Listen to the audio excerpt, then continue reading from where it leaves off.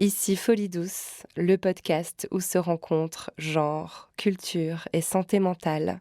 Je suis Lorraine Bastide et aujourd'hui, mon invitée est Carole Gilligan. And so you have a basic tension between who we are as human beings and the patriarchal structure, which privileges the voices of some human beings, of fathers, some men over other men, all men over women. Je suis fou! Leave Benny alone! Pas la salpêtrière. C'est des cuits qui n'ont laissé derrière eux aucune mémoire. Le dialogue, en fait, Calmez-vous. fait avancer le monde. I'm not angry at all. Je me calme si je veux. Je ne suis pas folle, vous savez. Dans Folie Douce, on aborde parfois des sujets difficiles, même si ça sera jamais graphique, promis. Si vous traversez une période compliquée, n'oubliez pas, vous pouvez appeler le 31 14. Salut les douceurs. Aujourd'hui, c'est un épisode très spécial de Folie Douce que je glisse dans vos jolies petites oreilles. Il est particulier déjà parce qu'on arrive à la fin de l'année 2024, la fin de la première année de diffusion de Folie Douce, et je voulais vous remercier de m'avoir suivi dans l'aventure. On a dépassé 1 million de téléchargements au mois de novembre. Vous êtes de plus en plus nombreuses et nombreux à nous écouter, à nous suivre, à nous relayer sur les réseaux sociaux, et vous ne pouvez pas savoir la joie immense que ça me procure. Et puis cet épisode est spécial parce que mon invitée est l'une des plus grandes penseuses contemporaines. Elle est psychologue, elle est américaine, elle s'appelle Carole Gilligan. Je l'ai interviewée il y a déjà plusieurs mois quand elle est venue à Paris pour le lancement de son dernier ouvrage qui s'intitule « Une voix humaine » et qui est un peu la suite de son texte intitulé « Une voix différente » qui est sorti en 1982 aux États-Unis et qui a tout simplement été à l'origine de ce qu'on appelle aujourd'hui la pensée du care. Carole Gilligan est une personne qui a révolutionné mon approche du féminisme et mon travail de journaliste. Elle est au cœur de tout ce que j'entreprends depuis des années, notamment ce podcast. Carole Gilligan, en tant que psychologue, a développé la notion d'écoute active. Vous allez voir, c'est absolument passionnant. Ce que j'admire aussi chez elle, c'est qu'elle a montré à quel point la psychologie était un domaine qui devait être pensé au prisme du genre, au prisme d'un féminisme qui, évidemment, se doit d'être intersectionnel. Bref, personne mieux que Carole Gilligan n'incarne ce qui est mon credo dans Folie Douce, cette idée qu'on ne peut pas penser les questions de santé mentale indépendamment des questions de genre. L'épisode que vous vous apprêtez à écouter est donc un épisode qui a été doublé en français par moi-même. Je suis désolée, je ne suis pas Steven Spielberg et je n'ai pas de budget pour rémunérer une comédienne afin de doubler mon invité. J'ai donc procédé plutôt comme un commentaire, c'est-à-dire que je vais vous expliquer en français à la fois les questions que je pose à Carole et les réponses qu'elle me donne. Je pense que ce sera confortable pour tout le monde, notamment pour les personnes qui ne parlent pas du tout anglais. Si vous voulez l'écouter en VO sans doublage, c'est possible, cherchez le petit drapeau anglais dans le flux du podcast. Voilà, maintenant, il est temps de laisser place à l'interview. Je vous souhaite une bonne écoute, je vous souhaite des fêtes de fin d'année les plus douces possibles, et puis je vous retrouve de l'autre côté, en 2025. Ah oui, une dernière chose. Cet épisode qui parle d'empathie, de soins, d'écoute, de douceur, est fondamental sur le plan politique, vu l'époque chaotique que nous traversons. Il y a dans plusieurs endroits de la planète des vies broyées dont personne ne se préoccupe. Le fascisme est en train de prendre le pouvoir, je ne vous l'apprends pas. Et je n'ai qu'un seul souhait pour cette nouvelle année, c'est que les idées qui sont diffusées dans cette discussion se diffusent partout dans le monde. Et pourquoi pas jusqu'au cerveau de nos dirigeants. Mais franchement, je pense que c'est un vœu pieux. Carole Gilligan, you're a psychologist and a philosopher. You're also a legend to anyone interested in feminism and gender studies. Alors, je commence par présenter Carole Gilligan, rappeler qu'elle est psychologue et philosophe, qu'elle est une légende, que je suis une énorme fan et que son premier livre, In a Different Voice, une voix différente en français, publié il y a 40 ans, a complètement changé notre vision de la morale et de la justice en forgeant le concept révolutionnaire d'éthique du care. Quand je dis care, je parle de soin. C'est le mot en anglais, C-A-R-E. Après, désolée, je fais un peu d'autopromo, mais je lui offre mon livre, Futur, comment le féminisme peut sauver le monde, mon essai qui est sorti il y a 2 ans aux éditions Alary, parce que dans ce livre, il y a un chapitre entier sur le care. Et voilà, je lui offre parce que c'est la moindre des choses, et je crois qu'elle est contente. Oh, but I'm so happy to have. Oh, look, future. I love the title. I put a little post-it on the page you mentioned, one of the pages Thank you you. mentioned. I hope you. Thank you so much. Thank you so much. I'm very, very moved actually while I'm saying all this. Me too. Yeah. So you just published 40 years later a kind of sequel for this book that was just published in French, In a Human Voice. Donc, je rappelle qu'elle vient de publier, 40 ans après, un nouveau livre qui vient d'être traduit en français et qui s'intitule Une voix humaine. Elle le présente comme une approche critique de sa propre théorie. En fait, elle a ressenti le besoin d'apporter un éclairage supplémentaire sur son ancien livre, sur Une voix différente, en insistant notamment sur le fait que cette voix différente n'était pas une voix essentiellement féminine, comme beaucoup de gens l'ont interprété à l'époque. Ça, on va y revenir. La première question que je lui pose, après lui avoir dit à quel point j'étais fière qu'elle soit ici, c'est la question que je pose à tous mes invités. Je lui demande comment elle va aujourd'hui. How are you today? Like, really? And that's a question I ask to all of my guests. No, I'm really good today because I came on the Eurostar from London. And first of all, Elle me dit qu'elle va bien, qu'elle a pris l'Eurostar depuis Londres parce qu'elle a une petite fille qui vit à Londres avec son petit ami. Et qu'ensuite, elle a rejoint Paris, ce qui lui a permis d'atténuer les effets du décalage horaire. Elle est plutôt contente. Elle habite à New York. And now here in Paris and with you, Lauren, and to have come from the US and avoided jet lag. Yeah, good job. Je commence par un point que j'ai trouvé absolument génial dans son livre. C'est qu'elle a commencé à faire attention dans ses entretiens avec ses patients et surtout ses patientes à la récurrence de mots comme vraiment, en fait, honnêtement, actually, honestly en anglais. Et c'est drôle, parce que moi, dans le podcast, j'ai pensé qu'il était important de demander aux gens comment ils vont vraiment. Alors pourquoi, quand on dit vraiment dans une question, selon elle, c'est intéressant en termes de psychologie? Et comment ça permet de manifester l'existence d'une voix authentique? I have to say, I learned this from girls. That after I wrote In a Different Voice, I spent 10 years with my... Là, Carole Gilligan m'explique qu'après avoir écrit Une voix différente, donc il y a plus de 40 ans, elle a passé 10 ans à étudier des lycéennes, parce qu'elle s'est rendue compte que les psychologues qui avaient étudié l'adolescence avaient écouté des garçons, mais pas des filles, ce qui l'a choquée, à juste titre. Learn about the experience of coming of age, if not with girls as the narrators.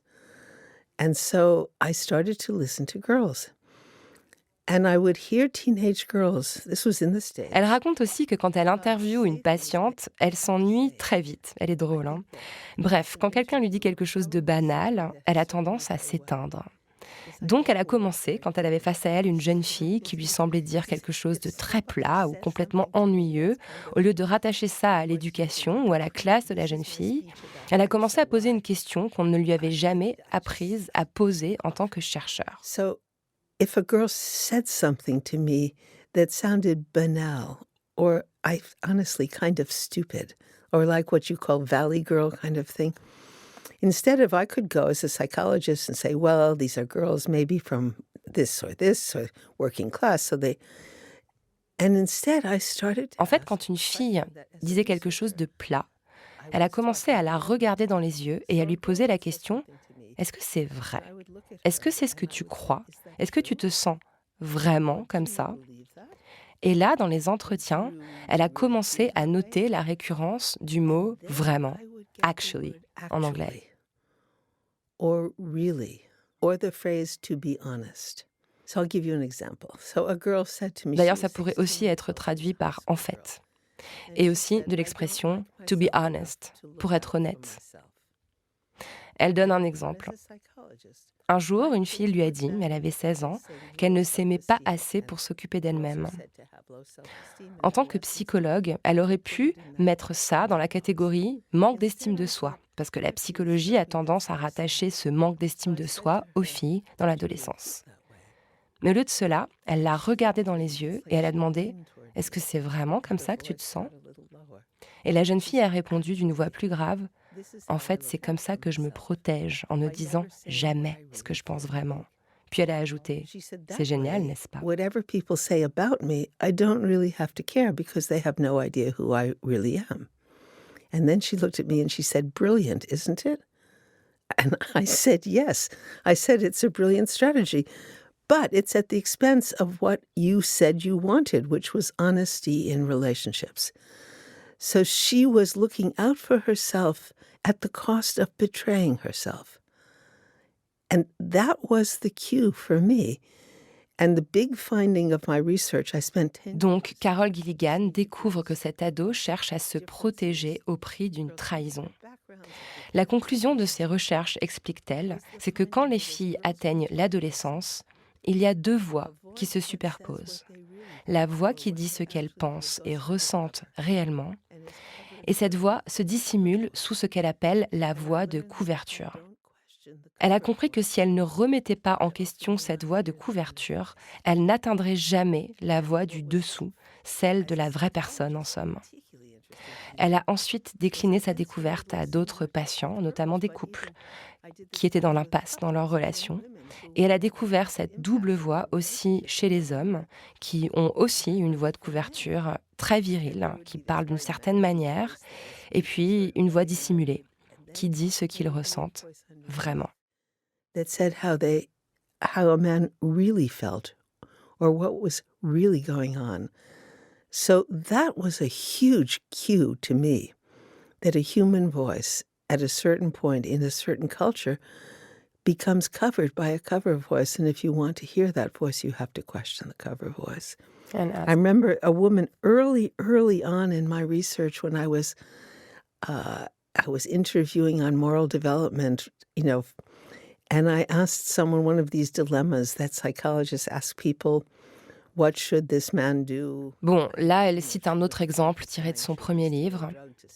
Et elle en conclut qu'en tant que psychologue, on peut faire une étude en disant ce que les gens pensent, et on peut aussi faire une étude en disant ce que les gens pensent vraiment. Or would you like to know what I really think? And I realized that what she was telling me is she had learned to think about morality in a way that differed from how she really thought. That she was aware of both of these ways, and she could tell me what she thought, or she could tell me what she really thought, depending on what I wanted to hear. And that changed, just as a researcher, as a psychologist, first of all, it was fascinating to me that she could tell me both. But you could do a whole study saying what people think, or you could do a study saying what they really think. Évidemment, j'adore l'idée et je lui dis que ça rejoint, pour moi, l'idée de performance de genre. En fait, on est toujours en train de performer, en train d'interpréter la masculinité et la féminité jusque dans nos pensées. Elle approuve. La voix sociale est une voix qui dit ce qu'une femme est supposée penser ou ressentir, ce qu'un homme est supposé penser ou ressentir. Mais ce qui est intéressant, c'est la voix humaine qui est en dessous. Elle évoque une adolescente qui lui avait dit « La voix que je défends, ce en quoi je crois, est enfouie au fond de moi », ce qui l'a réjouie, parce que ça voulait dire que cette voix-là n'était pas perdue, n'était pas complètement enterrée. But it's buried. So that was revelatory for me. I wanted to go back to you because I always like to start my interviews by knowing Bon, how my... là, j'essaye de la faire revenir sur quelque chose d'un peu plus personnel. J'ai envie qu'elle me parle d'elle, de son propre vécu, en tant que psychologue qui parcourt le monde depuis 40 ans pour parler de care. Par exemple, le lendemain de notre échange, elle devait intervenir à la Sorbonne avec Sandra Laugier, la papesse française du care. Je lui demande si elle y prend encore plaisir. Philosopher and researchers on care ethics. Are you excited? Are you... I am. I'm really excited by the way that care ethics has been picked up in France. I mean, that's really because to me, it's the voice of the future. And there's of all the Elle me people who répond picked qu'elle up adore care toujours ça, ethics, et particulièrement en the person France, who parce qu'elle trouve qu'en France, la pensée du Caire a été particulièrement bien comprise et diffusée. Elle fait allusion au travail de Sandra Logier, mais aussi je pense à d'autres chercheuses comme Patricia Paperman, qui ont beaucoup traduit et prolongé sa réflexion. Elle dit que pour elle, le moment de la diffusion de l'éthique du Caire, c'est maintenant. Elle dit que c'est une forme d'urgence politique et qu'elle a l'impression que ça prend mieux en France qu'aux États-Unis. Bon, on a enregistré tout ça avant les élections européennes et la dissolution, et avant le retour de Trump, évidemment. In some ways, I feel the French are aware of this and see this more than I'm aware of in America, for example. So I love coming. Thank you. Là, je fais ma fangirl et je dis que je suis totalement d'accord, qu'on pourrait sauver le monde avec la pensée du Caire, et que c'est d'ailleurs ce que je dis dans mon essai futur.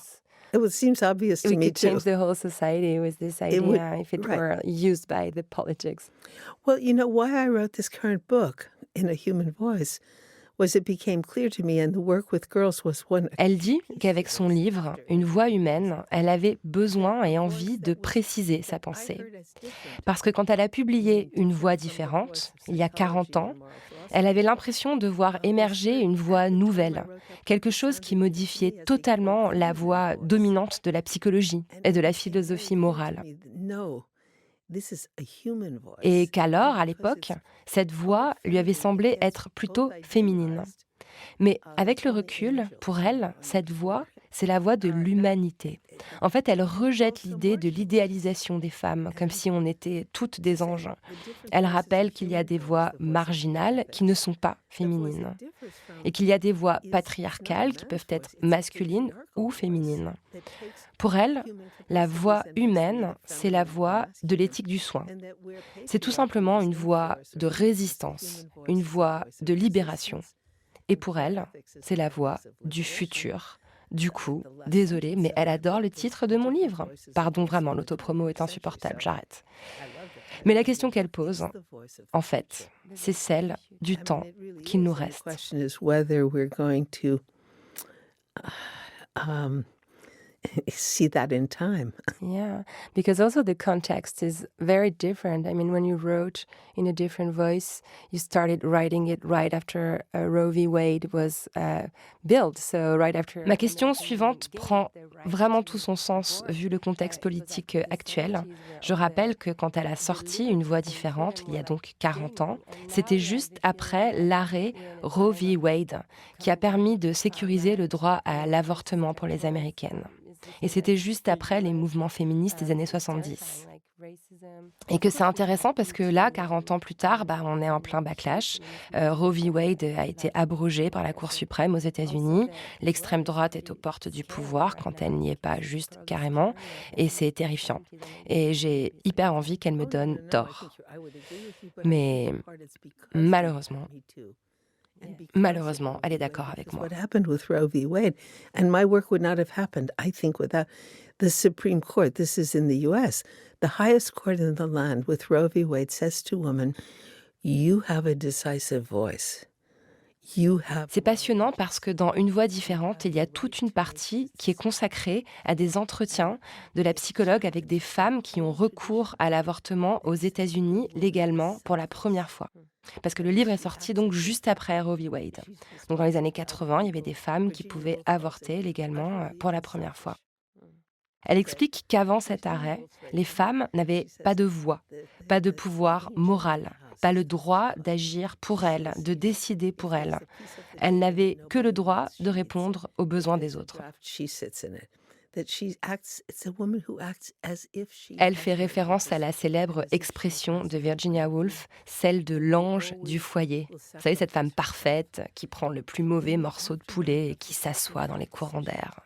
Virginia Woolf parle à son sujet de désintéressement total. You have moral agency.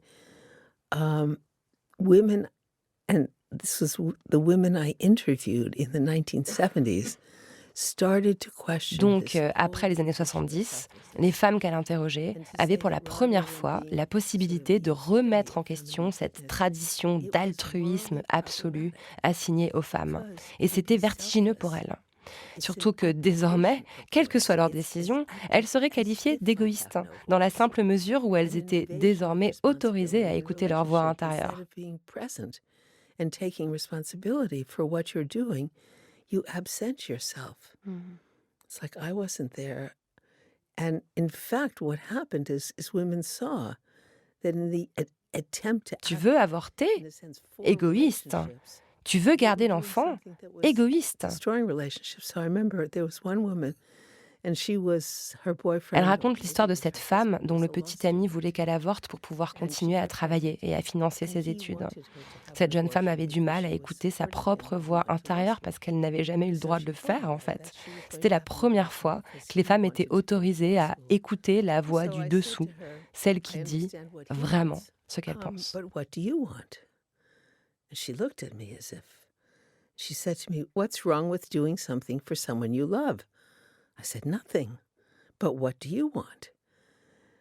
So women were challenging the way that a patriarchal society silences women. I mean, keeps women from saying what they really feel, what they actually think, or what they would say if they were to be honest.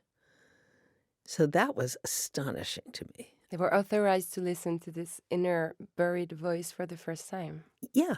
Or realizing, wait a minute. Carole raconte qu'en travaillant avec des filles de 10 ou 11 ans, elle a été frappée par leur capacité à dire ce qu'elles pensaient et ressentaient vraiment. Elle était avec des étudiantes d'une vingtaine d'années qui bossaient avec elle et qui ont dit « Hey, mais je reconnais cette voix, c'était ma voix ». Elle explique que cette voix qu'elle appelle humaine disparaît chez les filles avec l'adolescence. Elle est remplacée alors par cette fameuse voix sociale. Elle insiste. Faire taire cette voix, c'est comme faire taire le soi. Et c'est une voie directe vers la dépression. Elle ajoute qu'elle travaille actuellement sur un projet intitulé « Rompre le contrat » pour analyser le marché, c'est-à-dire l'échange implicite que le patriarcat propose aux femmes. Alors elle explique ce qu'est ce fameux marché. Le marché, c'est simple. Si vous ne dites pas ce que vous ressentez ou pensez vraiment, mais plutôt ce que les autres attendent de vous, alors vous serez aimée, incluse et promue. Mais ce contrat est toxique. Psychologiquement, il mène à l'anxiété et à la dépression. Et politiquement, il sape la démocratie, car les femmes finissent par voter et agir sans que leur voix authentique soit réellement entendue. And politically, it undermines democracy because then you can have women voting and it makes no difference. So then women are becoming. Une étude aux États-Unis révèle que ce prix à payer, c'est-à-dire faire taire sa vraie voix, est ce qui permet aux femmes d'avancer dans les structures patriarcales. Mais à quel coût? Basically, covering the voice that says what you actually feel or what you really think. Je rebondis en lui disant que cette notion de marché me parle énormément. Carole sourit et me répond « C'est universel. Nous avons toutes, à un moment donné, fait ce marché. » I certainly include myself, where we have, risen to the top of I was a, endowed chair at Harvard and a university professor. Même moi, à Harvard, où j'avais atteint un sommet en tant que professeur, je connaissais ce contrat. Ce n'est qu'en le reconnaissant qu'on peut commencer à le rompre. Pour Carole, apprendre aux filles à rester connectées à elles-mêmes, même face aux conflits et aux attentes sociales, est une des clés pour les libérer de ce marché toxique. Yeah. I was wondering what kind of little girl you were. You dedicated the book to your mom. Je demande à Carole quel genre de petite fille elle était.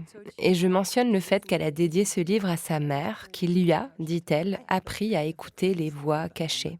Je lui demande comment. Which is really, it's what I grew up with, because I think my mother was an amazing woman, but she was also a wise woman, a shrewd woman. And she used to say to me, "Darling, you know Meaning listen to Carole yourself. partage une anecdote pleine de tendresse sur sa mère qu'elle décrit comme une femme extraordinaire et très sage. Elle me disait souvent « Écoute-toi, fais attention à ce que tu ressens ». Mais elle ajoutait « Que sais-tu du monde et de son fonctionnement ?» C'était un double message, à la fois un apprentissage de soi et une initiation à la réalité extérieure. Elle explique que sa mère lui a appris à écouter non seulement les conversations explicites, mais aussi celles qui se jouent en dessous, dans ce qui n'est pas dit. C'est un héritage qui a profondément influencé ma manière de travailler et d'écouter, me dit-elle. That I've used in my work really came from that. So I mean, beautiful. because really to listen to both. I love this idea. Je lui dis que j'adore cette idée de savoir tout et rien à la fois et que ces deux états sont essentiels. Elle me sourit et confirme. Growing up, that was a complicated message for me to sort out. If you think about C'est it. un message complexe à intégrer, surtout en grandissant. Il faut trouver un équilibre entre s'écouter soi-même et comprendre ce que les autres attendent de nous. Really important to listen to myself. Elle ajoute que quand elle était étudiante, elle était très silencieuse. Je me contentais souvent d'absorber ce qui ne faisait pas sens pour moi, juste pour réussir mes examens. Mais en même temps, je devais me raccrocher à ce que je ressentais profondément en moi. C'est un exercice difficile, mais essentiel, précise-t-elle. Things that are not making sense to me. And I'm trying to take it in because I have to put it on the exam. But I also have to hold on to somehow what I'm thinking or feeling in myself. And that's a complicated to navigate that. Yeah, it takes a whole life probably to know how to really deal with. Je fais une remarque à Carole sur l'équilibre qu'il faut trouver entre ce que l'on sait déjà et ce que le monde peut nous offrir. To find the and right what you've done. balance. Exactly. And what's amazing to me, when I wrote my book in a different voice, it's the Elle acquiesce et enchaîne en racontant.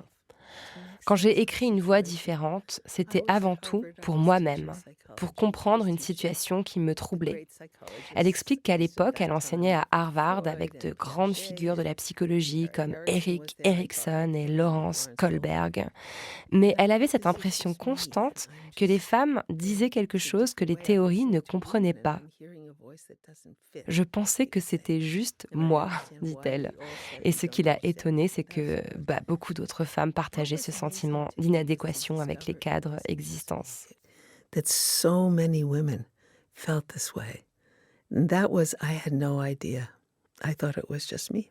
That could be the definition. Évidemment, je me dis que cette prise de conscience, ça n'est pas que moi, ça pourrait être la définition du féminisme. Her book Woman Warriors says, it's not just my Carole cite Maxine Hong Kingston, qui a écrit dans Woman Warrior « Ce n'est pas juste ma famille ». I think it's because that was challenged. The silencing of women. It's, as a psychologist, a patriarchal structure is in tension with who we are as human beings because we are basically. Elle poursuit en expliquant que le silence des femmes est une conséquence directe des tensions entre la structure patriarcale et notre humanité fondamentale, cette voie du dessous. That we only survive if somebody takes care of us. So we come into the world, evolution selects for, and this is the work of Sarah Hrdy, who's this amazing. En tant qu'humains, nous venons au monde vulnérables, dépendants des autres pour notre survie. L'évolution a sélectionné l'empathie, la coopération, la lecture des émotions. Ce sont des capacités universelles et essentielles. If you don't elicit care from somebody, you don't survive. So that's who we are basically. And this is across the gender spectrum. This is who we are as human beings. So, mais selon elle, le patriarcat sape ses capacités pour maintenir des hiérarchies basées sur le sexe, la race et d'autres critères. Il repose sur la violence masculine pour imposer ces hiérarchies et sur le silence des femmes pour garder ses secrets. C'est pourquoi les voix des femmes constituent une menace politique fondamentale. Which privileges the voices of some human beings, of fathers, some men over other men, all men over women. And so, patriarchy depends to maintain this hierarchy of male privilege and power on male violence or the threat of male violence to hold this hierarchy in place, and women's silence to keep its secrets. So women's voices are going to be a threat. I mean, basic threat, not because it will start to say what can't be said and known. You started to talk about vulnerability, about, Patricia Papperman here says. Elle ajoute que lorsque les femmes commencent à parler, elles défient directement le patriarcat. C'est ce qu'elle a vu dans les années 70 avec le féminisme.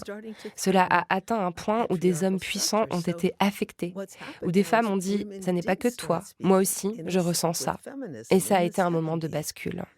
Mais elle prévient, ce progrès a entraîné un retour de bâton massif. Et c'est devenu le combat de notre époque. Voulons-nous une démocratie où tout le monde peut s'exprimer avec respect, ou alors une structure patriarcale où seules certaines voix sont entendues?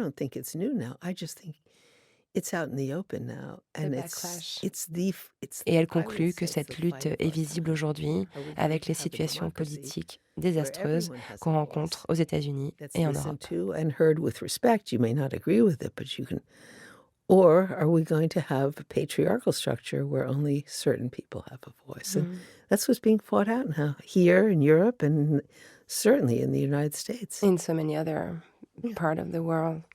What is so interesting in what you just explained is that you actually did what you name in the book, because when you publish. Je demande à Carole où elle a trouvé la force de critiquer son propre professeur, le grand Lawrence Kohlberg, dans Une voix différente.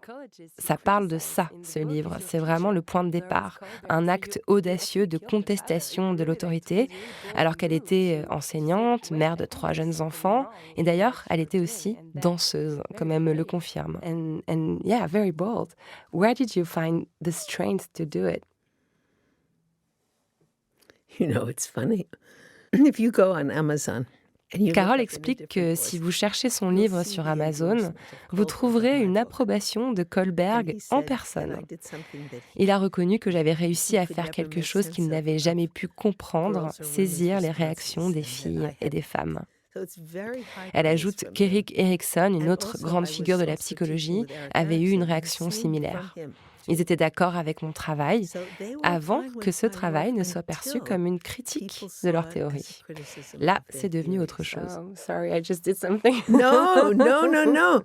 I'm just saying. And at that point, it was like, I remember Eric said to me, he had these 8 stages of the human life cycle. Elle raconte une anecdote révélatrice. Erikson, qui avait développé les célèbres 8 étapes du cycle de la vie, lui avait confié qu'il y avait une exception. Oh, incroyable, ces étapes ne s'appliquaient pas tout à fait aux femmes. Sa femme en personne avait tissé ces étapes en une sorte de modèle cohérent. Alors là, Erikson lui a demandé « Vous n'allez quand même pas détruire le tissage de ma femme, n'est-ce pas ?» qui était une façon subtile de lui faire comprendre qu'en critiquant ses théories, elle serait peut-être perçue comme une mauvaise femme. It's like if you could be my good student, you could be my good, so forth, but then you have to say that, well, you left out women, but it really makes no difference, your stages. And so when my work was seen as... Carole résume, avec finesse, vous pouviez être un bon élève, une femme qui travaille sur les femmes, tant que votre travail ne remettait pas en question les théories dominantes et le système en place. Mais dès qu'il menace de changer ce monde ou ces théories, vous devenez une mauvaise femme. Elle se souvient d'avoir demandé à Kohlberg si ses recherches sur l'éthique du care impliquaient qu'il allait devoir revoir sa théorie. Je pensais que oui. Il a dit que non. Pourtant, ils ont continué à enseigner ensemble, malgré cette divergence fondamentale. Change my theory or this world, then that's a whole different thing. And then you get accused of being a bad woman because, you don't want to... you don't want to hurt other people, that kind of thing. You started by... Là, je demande à Carole si sa pratique de la danse a influencé son travail. Et elle confirme tout de suite. La danse, c'est être dans son corps, être à l'écoute de ses sensations. Pour moi, c'était essentiel. Sense it has. Totally, because what does dancing mean is you're in your body. Yeah. So you're listening to your body. You're here, for real. I mean, it's like, here's all this theory and all of this up in the air kind of stuff. But I'm a dancer, so I'm in touch Elle with what's explique que cette connexion physique lui a permis de détecter ce qui la dérangeait dans certaines théories qu'elle étudiait. Elles étaient désincarnées, comme si nous n'étions pas des corps. C'est là qu'elle a eu ses premiers doutes, m'explique-t-elle. I was very politically active in the 60s in the civil rights movement. I did voter registration, meaning going into the Black community and saying to people, you have a voice, you know, you need to vote, register to vote. And I was involved in the... Là, elle part dans ses souvenirs d'activisme dans les années 60. Elle participait au mouvement des droits civiques en encourageant des membres de la communauté noire à s'inscrire sur les listes électorales. Elle a aussi milité contre la guerre au Vietnam. Et en parallèle, elle élevait 3 jeunes enfants. J'étais très impliquée politiquement, me confirme-t-elle. À cette époque, elle me raconte qu'elle avait des professeurs remarquables, qu'elle lisait des auteurs comme Tolstoï et Virginia Woolf qui l'ont profondément marquée. Mais quand elle a commencé les études en psychologie, elle s'est heurtée à une façon de penser qui ne correspondait pas du tout à sa vision de l'expérience humaine. That was not my goal. And at the time, there was a lot of research money, so that... Alors là, elle me parle de sa situation et c'est vraiment intéressant. En fait, elle n'avait pas du tout pour objectif de gravir les échelons I universitaires. was going to medical school at the time, but so I also had Elle n'enseignait qu'à temps partiel et elle avait le soutien financier de son mari, futur médecin. Cela lui a permis de prendre des risques, de se concentrer sur ce qui comptait vraiment pour elle. Elle partage une enquête fascinante menée auprès de 10 000 adolescentes américaines. La question était: exprimez-vous ce que vous pensez et ressentez vraiment ou le taisez-vous pour être aimé? Résultat, 46% des adolescentes disaient cacher leurs pensées et émotions pour plaire, et parmi celles qui avaient des meilleures notes avec une moyenne parfaite, ce chiffre montait à 62%. En fait, elle me raconte ça pour montrer que finalement, plus les filles se conforment aux exigences universitaires et académiques, plus elles masquent leur voix humaine sous la voix sociale. Ces filles qui ont le plus d'opportunités, ce sont aussi celles qui ont le plus à perdre, résume-t-elle. Et ce n'est pas un hasard. Grade average, the percentage goes up to 62%. And what you mean is these are the girls who have the most... Je souligne qu'à l'époque, et je trouve ça vraiment intéressant, au fond, elle n'avait rien à perdre.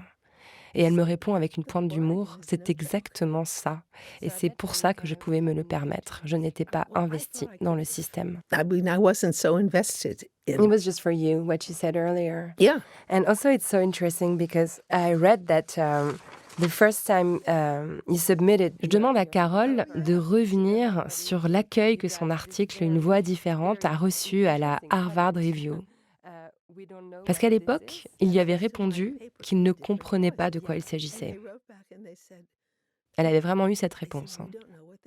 Elle explique que l'article circulait déjà parmi les étudiants et que l'un d'eux l'avait soumis à la revue. Mais la réponse des éditeurs avait été « ce n'est pas de la science sociale ». Ils lui ont dit que pour qu'ils envisagent de le publier, il fallait réécrire dans un style impersonnel et objectif. He took it to the journal. They said, we don't know what this is. So I thought, you don't know what this is? I will add headings. So I add headings and I send it back to them. Then they send it back to me and they said, this is not social science.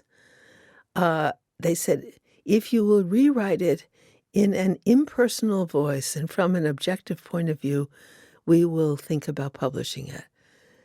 And I said, it's called In a Different Voice. Elle leur a répondu que l'article s'appelait Une voix différente et que c'était donc pour ça qu'elle devait écrire ce qu'elle pensait et non pas quelque chose d'impersonnel et d'objectif. To sort of say what I thought. You also overcame a very strong rejection. I mean, like the fear of rejection is what prevents us human being ourselves. And you somehow managed to... Je fais remarquer que ce rejet initial aurait pu décourager n'importe qui.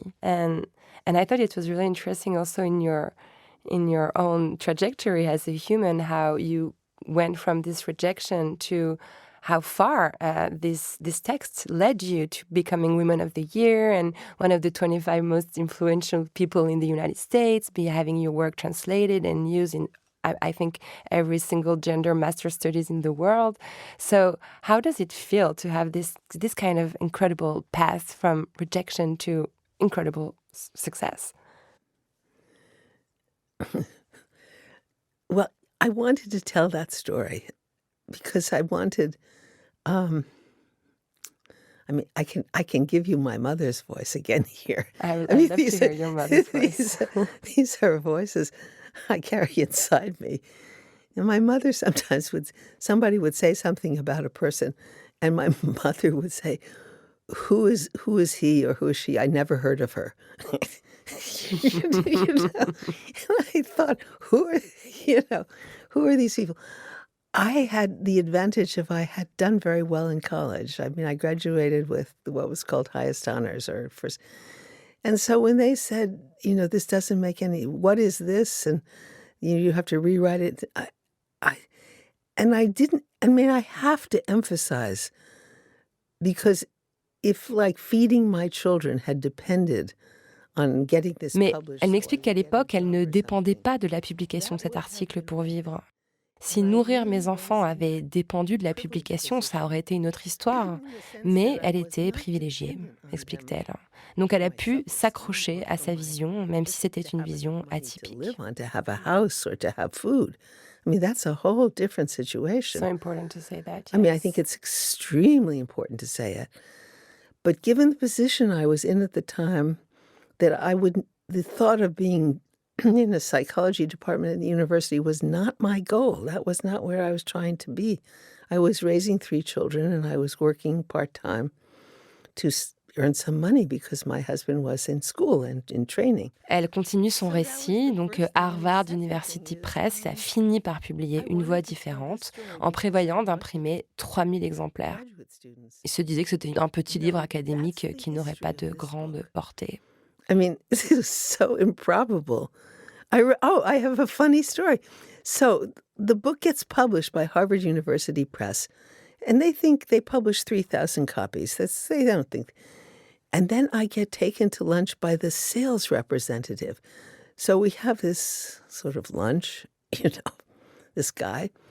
And at the end of lunch, he looks at me and I understood at that moment why. Elle se rappelle d'un déjeuner avec le représentant des ventes qui était vraiment très surpris de constater que ce livre, au final, se vendait très bien. Et il demandait, mais pourquoi ce livre se vend-il? Elle y avait répondu, parce que les femmes représentent la moitié de la population. Breaking news. And my first clue to the fact that this book was going to reach beyond what I thought, which was maybe the people who worked on the same floor of the building I worked on at Harvard, was at the time, this was before computers. So you had a manuscript that was typed. And after they had copy edited it, or I had edited it, I had to take it to this typist to have the manuscript retyped, to have a clean copy to submit to the press. And the typist was from a working class family that lived in Somerville, which is a suburb next to Cambridge. And it was one of these 3-decker houses. L'un des premiers indices qu'elle avait eu du succès inattendu de son livre est venu d'une dactylo qui vivait dans une maison ouvrière dans le quartier de Somerville. Carole raconte qu'elle était allée chercher une version révisée de son manuscrit et qu'en arrivant, la dactylo lui avait dit « Attendez 1 minute, je l'ai prêté à ma cousine pour qu'elle le lise ». C'est là que Carole a compris que ce livre touchait bien au-delà des cercles universitaires. Are not just graduate students at Harvard. And I really did. I thought it was just me because it seemed to me nobody else had a problem with this psychology. And then this was an amazing, there were 2 experiences I've had around my work, which is one was just how moving it has been to me. And it was true within a different voice with the women and with the girls' work too, of the sense of other people saying, I'm listening to my 9-year-old daughter differently. Or I remember after a different voice, a journalist writing for the Boston Globe stopped me on the street Elle conclut en partageant 2 types de réactions qui l'ont beaucoup marquée. La première, ce sont des lecteurs qui lui ont dit « J'écoute ma fille différemment maintenant » ou alors « Je comprends enfin mon mariage ». La deuxième, plus troublante, c'est l'incrédulité des gens face à ce qu'elle disait. Ils semblaient comprendre, puis ils revenaient à la voix de couverture, comme s'ils faisaient semblant de ne pas comprendre. Et ça m'a fait douter de moi-même parfois. And sometimes I would have the experience of, I thought people knew what I was talking about, like you recognize what the bargain is. And then they would act as if they didn't know. They'd go back to the cover voice. And I would have to struggle with, am I crazy? And I thought someone just said they understood what I was saying, but now they're saying they don't understand what I was saying. And that was really hard for me. Like you thought things were going to change from now, like really. Like people are getting it, so... Oh, yeah. Yeah. Oh, yeah. And so that was sort of trying to hold on to that. And I didn't have the language. I mean, now I have language, cover voice and under voice. It's just descriptive. A human voice goes under cover. And just even to know that it's there. So you ask me, that strikes me as very hopeful. I remember I was on a train. I write about this in my book. I was on a train in Japan. And this very Elle nice revient guy- ensuite sur une histoire personnelle qui illustre son approche. Lors d'un voyage au Japon, une étudiante diplômée l'avait accompagnée jusqu'à la gare de Tokyo pour l'aider à naviguer dans un environnement où les panneaux étaient tous en japonais. Juste avant de partir, la jeune femme lui avait demandé d'écrire une phrase dans son carnet. Elle lui a demandé d'écrire « Personne ne perd jamais sa voix ». Et Carole explique que cette phrase, pour elle, est très importante parce qu'elle signifie que même si la voix d'une personne est réduite au silence, elle existe toujours, quelque part, en dessous. Et elle ajoute que son rôle en tant que psychologue a toujours été de chercher cette voix du dessous. C'est ça, l'écoute radicale. Tendre l'oreille au-delà de la surface, même face à des silences ou à des expressions qui semblent totalement So anodines. if a man seems emotionally clueless, the question now becomes, what has happened to this human being? And if a woman acts as though she has no voice, I don't know what I want, I don't know. That was the phrase that girls started to use at adolescence. I don't know, I don't know. The question is, wait a minute, that's a cover often for I know. So the question is, where is her voice? And then I started to do this. This was the method of my research, which is called radical listening.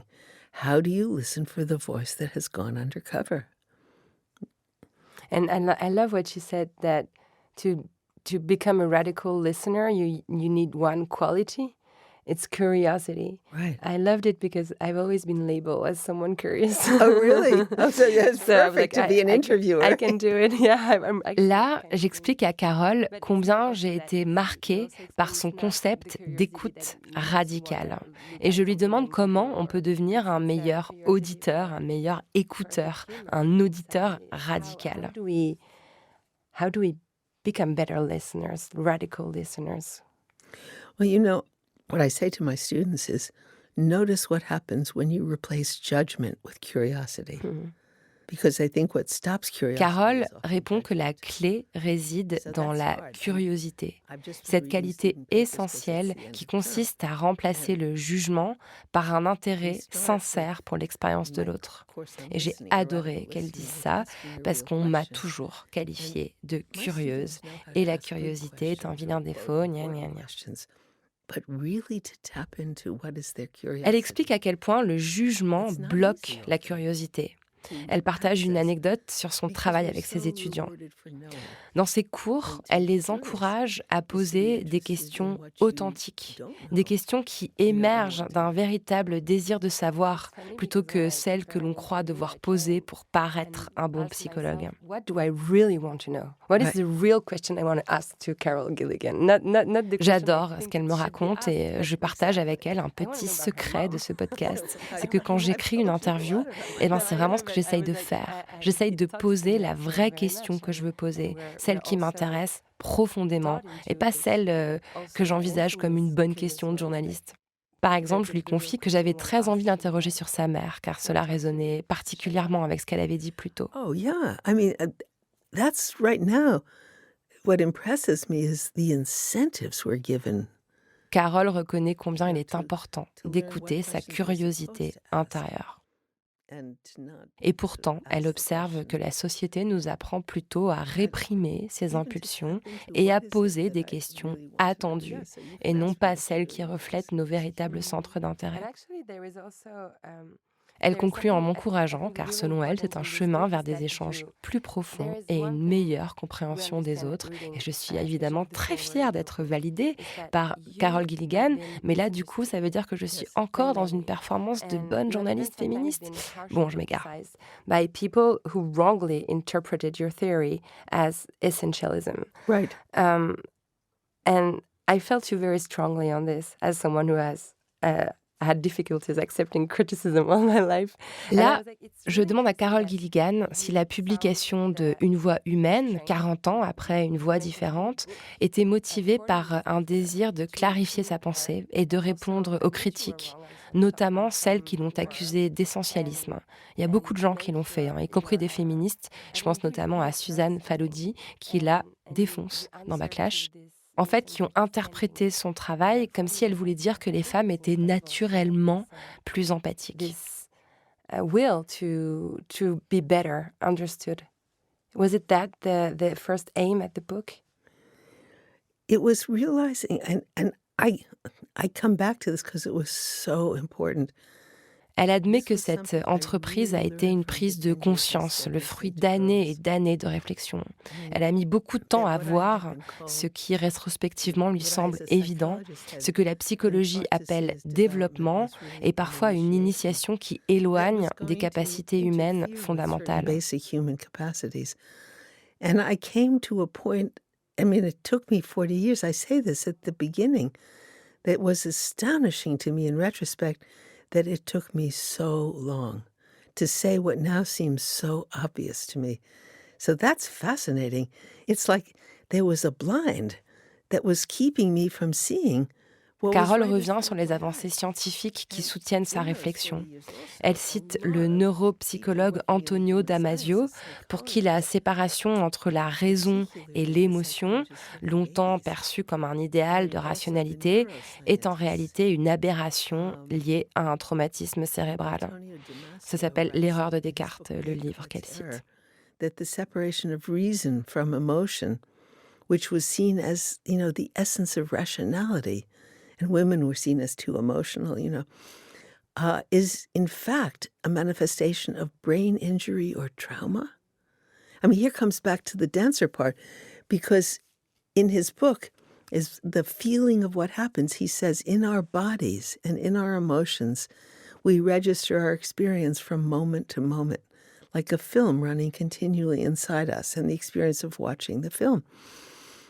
And if we separate our minds from our bodies and our thoughts from our emotions, we lose touch with the voice. Elle insiste sur l'importance de reconnecter l'esprit, le corps et les émotions, car c'est en elles que réside la voie de l'expérience. Et donc ignorer cette connexion expose à des fausses autorités, des discours qui ne reflètent pas notre vécu. I mean, and so the human sciences fill in, and then the anthropologists who say empathy is a basic. Elle parle aussi de travaux d'anthropologues comme France Deval et Sarah Blaffer-Hardy, qui confirment que l'empathie est une capacité humaine fondamentale. What I write in my book, I had the sense of dealing with this. Enfin, elle évoque son incompréhension face aux accusations d'essentialisme. En fait, c'est vrai que c'est hallucinant. Dès la page 2 de Une voix différente, elle explique que cette voix différente n'est pas liée au genre, mais à des thèmes universels. Mais elle conclut avec ironie qu'elle aurait aussi bien pu ne pas écrire la clarification, tant elle a été ignorée. Je souligne que c'est vrai, en fait. Carole Gilligan, elle avait même écrit un avant-propos lors d'une réédition de Une voix différente. Elle a passé sa vie à se justifier, en fait.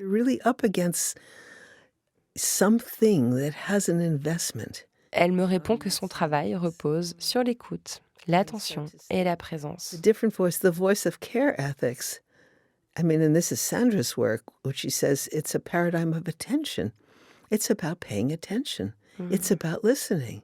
It's about being present, not absent. And it's about, as one woman said in my abortion study, it's being as aware as you can of where you're walking. Elle évoque une anecdote marquante tirée de son étude sur l'avortement, où une femme comparait chaque décision à un pas sur un trampoline qui déclenche des réactions imprévisibles. Sorts of everyone who's involved, and trying to hold that and be as aware of you as you can of what you're doing. And, that Cela illustre, selon Carole, notre besoin fondamental de vivre en relation avec les autres, y compris s'ils nous critiquent, quoi. With a desire to communicate our experience and a desire to live not alone but in relationships. Now, the Surgeon General of the United States says loneliness is the biggest public health problem that people are... Elle cite un rapport du Surgeon General des États-Unis qui désigne la solitude comme un grave problème de santé publique, soulignant que des relations humaines solides sont essentielles à la longévité et à la santé mentale. Who we are, and then to say that the voice, this care ethics voice differed from, is not a human voice and not a men's voice, but a patriarchal voice, which brings the men in, as you said.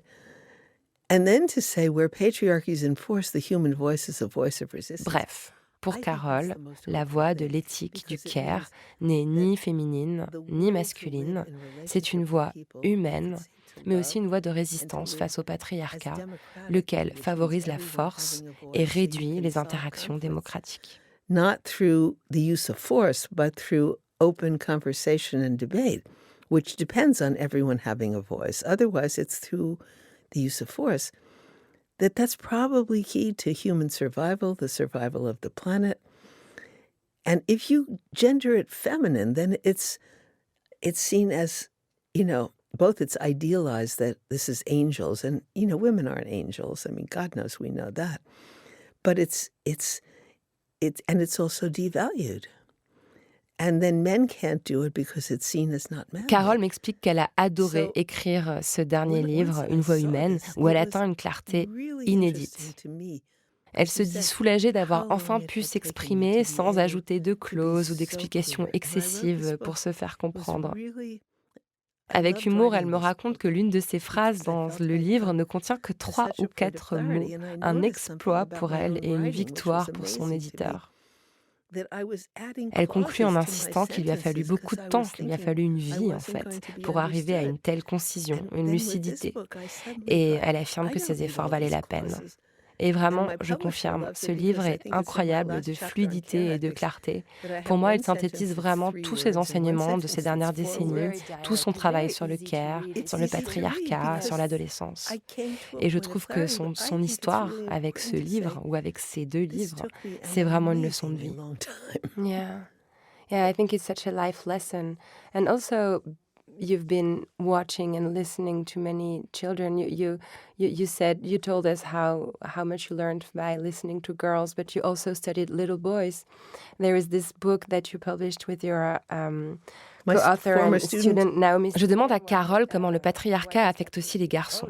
En fait, j'ai envie qu'elle me parle un peu d'un autre livre qu'elle a écrit juste avant avec une étudiante, Naomi Stinder, et qui s'appelle Pourquoi le patriarcat, et que j'ai moi-même beaucoup consulté ces dernières années. Which is why girls' voices are so important. Yes. Because it's really... Mais en fait, je crois qu'elle a vraiment envie de parler de la voix des filles avec moi. When they first go to school, they have to establish themselves as one of the boys, or a, quote, real boy. Yeah. And for girls, a patriarchal society doesn't really care about girls till they reach adolescence. And then they need to have a certain number of women who will be the, quote, good mothers or the good colleagues and cooperate. The rest of the women, they don't care.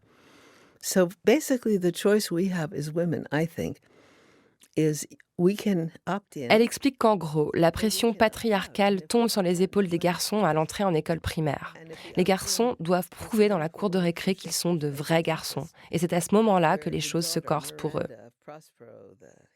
Mais le patriarcat ne s'intéresse pas vraiment aux filles avant l'adolescence. C'est à ce moment-là que la société commence à exiger d'elles qu'elles deviennent des bonnes mères ou des bonnes collègues. Elles doivent coopérer, elles doivent se conformer aux attentes, ou bien elles risquent d'être laissées pour compte. Carole cite La Tempête de Shakespeare, où Prospero endort sa fille Miranda quand elle questionne la souffrance qu'il crée, afin de lui offrir un spectacle de déesse lui promettant richesse et bénédiction si elle se conforme. Pour Carole, cela illustre parfaitement cette histoire de marché implicite. Soit les femmes suivent les règles patriarcales, soit elles sont exclues, pauvres, mais libres de rester elles-mêmes. You get dishonor, you're all alone, you're poor, and so that's kind of the deal. And so that's why the sense of that's the bargain. That's the bargain again. And I wouldn't underestimate what's offered if you make that bargain. I mean, Elle souligne ensuite que ce marché est très tentant car il promet monts et merveilles en échange du silence des femmes. Si elles se taisent, si elles taisent ce qu'elles savent de leurs propres expériences, elles obtiennent des avantages matériels et sociaux. Mais si elles osent dire ce qu'elles voient et ressentent, comme le petit garçon dans les habits neufs de l'empereur, le roi est nu, elles brisent l'ordre établi. Carole rappelle que les institutions patriarcales, comme les universités, les gouvernements et les églises, comptent sur le silence des femmes pour fonctionner. or the church or the government or whatever, and not say what we see. I mean, and act as if we're not seeing what's going on. And then all the goods of the world rain down upon us. So it takes a lot of courage. And I do write in my book, because I was interested in this, and I didn't know if I was the only one who noticed, that two, at least, voices in our midst that have had a huge influence are girls, teenage girls. One was Greta Thunberg, this Swedish girl, 15 years old, with her handwritten school strike thing. She sparks the largest climate Elle cite deux jeunes filles dont les voix ont marqué l'histoire récente, Greta Thunberg, qui à 15 ans a écrit un appel à la grève scolaire déclenchant des manifestations climatiques colossales dans le monde entier, et Darnella Frazier, qui a filmé le meurtre de George Floyd, fournissant la preuve pour la condamnation du policier. out her cell phone and filmed the whole event. And her recording of it, she turned on her camera for the whole 10 minutes. And that was the evidence. Carole observe que ces deux mouvements, le mouvement pour le climat et Black Lives Matter, ont été initiés par des adolescentes. Selon elle, ces voix ont eu un impact si puissant parce qu'elles sont encore des voix humaines. Ce sont des voix de résistance. Ce sont les voix de celles qui n'ont pas encore ou pas du tout accepté ce marché implicite, en somme. Voilà, en gros, pour Carole, les adolescentes sont la voix de la résistance. Ce sont celles qui vont changer le monde. Et je trouve que ça se tient.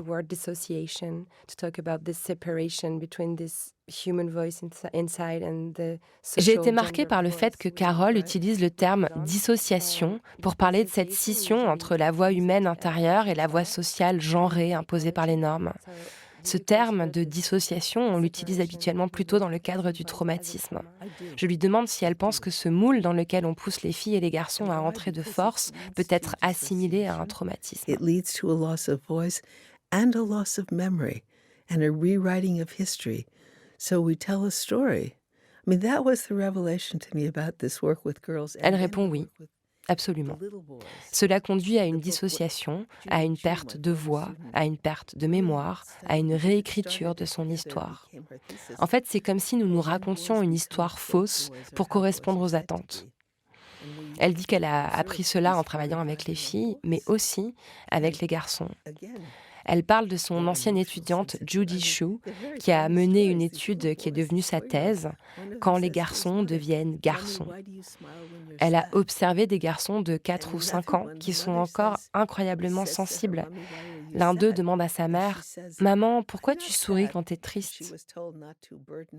Un autre dit « Pourquoi es-tu triste ?» Sa mère répond qu'elle ne l'est pas, car elle pense qu'il ne faut pas accabler son enfant. Mais le garçon lui répond « Maman, je te connais, j'étais à l'intérieur de toi. » Ces garçons sont incroyablement perspicaces, un peu comme l'enfant du conte Les habits neufs de l'empereur, celui qui dit que l'empereur est nu. Et pourtant, on va attribuer cette sensibilité au féminin et on va leur demander de la cacher pour devenir des vrais garçons. And her book called Deep Secrets. And I always thought that's the book that inspired the Elle movie évoque aussi un Close. autre livre marquant, Deep Secrets, écrit par Niobei Wei, une ancienne étudiante. Ce livre porte sur les amitiés profondes entre les garçons de 13 ans. Ce secret profond, ce deep secret, c'est que les garçons sont humains et qu'ils ont une capacité à avoir des relations profondes et proches. Deep and desire for, close friendships. Je souligne qu'imposer à ces garçons de masquer leur humanité revient à leur infliger un traumatisme. Et Carole acquiesce. I use the term moral injury, which was from Jonathan Shea, who was doing the work with veterans. Elle utilise aussi le terme de blessure morale, qui est un concept de Jonathan Shea, qui travaillait avec des vétérans et décrivait ce traumatisme comme une trahison de ce qui est juste. Pour les enfants, briser une relation, nier ce qu'ils ressentent, c'est une trahison de ce qu'ils pensent juste. Par exemple, quand on dit à un petit garçon « tu n'es pas un bébé, tu n'as pas besoin de ta maman », in middle school, when girls are just about adolescence, they start talking about what they call drama, which is their relationships suddenly become girls. cela la frappe car en étudiant les filles au seuil de l'adolescence, elle a remarqué qu'elles commencent à parler de ce qu'elles appellent le drama, un tourbillon relationnel où elles se parlent dans le dos et se trahissent. Elles ressentent profondément que quelque chose ne va pas. C'est une forme de traumatisme et c'est le moment où commence à se cacher la voix humaine. Because I think it has exactly the effect of what people say trauma does, which is a loss of voice, which is a human voice goes undercover. This is the last question. Pour conclure cet échange, je pose à Carole une dernière question. Quelle serait, selon elle, la meilleure des thérapies? Yes. I want to say listening. I think that makes a huge difference. To any human being, just period, to any human being, the experience, because I think if you listen to someone with real curiosity, meaning that Carole répond après un silence que pour elle, c'est l'écoute. Elle explique que l'écoute pratiquée avec une réelle curiosité est un profond respect pour l'expérience de l'autre et qu'elle peut transformer.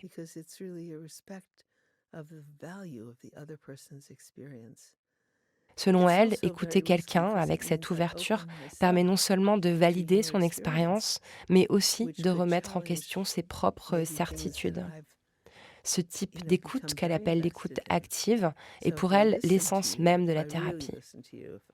Elle souligne aussi que pour les femmes en particulier, cette capacité à écouter l'autre tout en restant connectée à sa propre voix et à sa propre expérience est essentielle. Cette démarche, dit-elle, a le pouvoir de guérir les traumatismes et de restaurer les relations.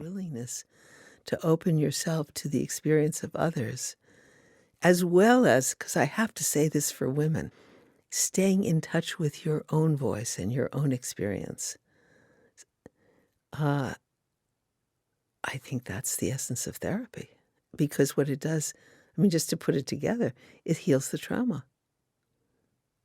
It restores the relationship. Thank you so much, Carole Gilligan. I'm so honored. Thank you. Lauren, thank you. What a pleasure to talk to you. So easy to talk to you. I'm so happy. Je la remercie pour cet échange. Elle me répond que c'était un plaisir, qu'elle s'est sentie parfaitement à l'aise au long de notre conversation. Du coup, je deviens rouge écarlate, je recoule de bien-être, et après on se fait plein de compliments et de gentillesse. Et franchement, la vie est très douce entre féministes, j'avoue. It's a human voice means we don't need to import it. It's in us. Yeah, it's already there. Yeah. Yeah. Thank you so much. Thank you.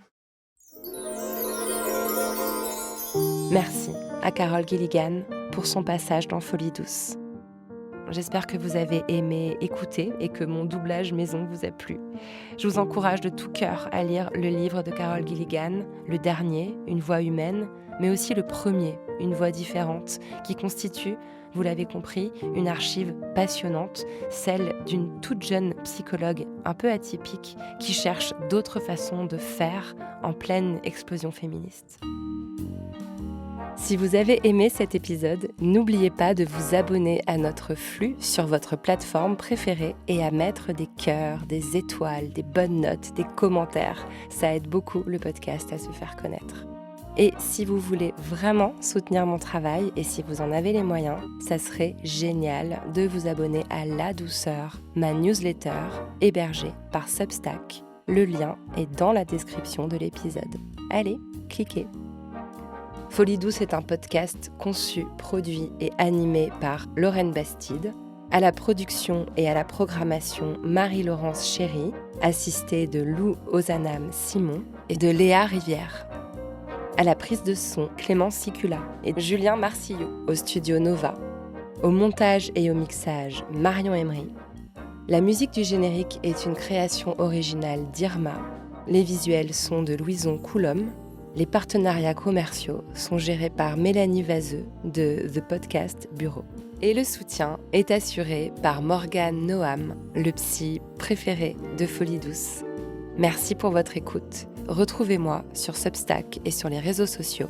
Et en attendant, prenez soin de vous et prenez votre temps.